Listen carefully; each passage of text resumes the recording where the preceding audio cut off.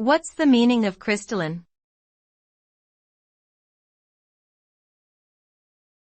Crystalline.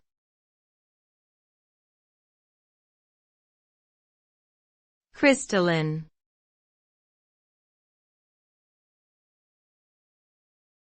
Crystalline.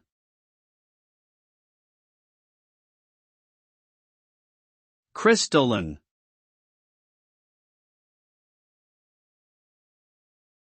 Crystalline refers to the state or quality of being crystallized, or having a crystal-like structure. When a substance is crystalline, its atoms or molecules are arranged in a regularly repeating pattern that creates a distinct shape. This can result in the substance having a clear or transparent appearance and a defined geometric form.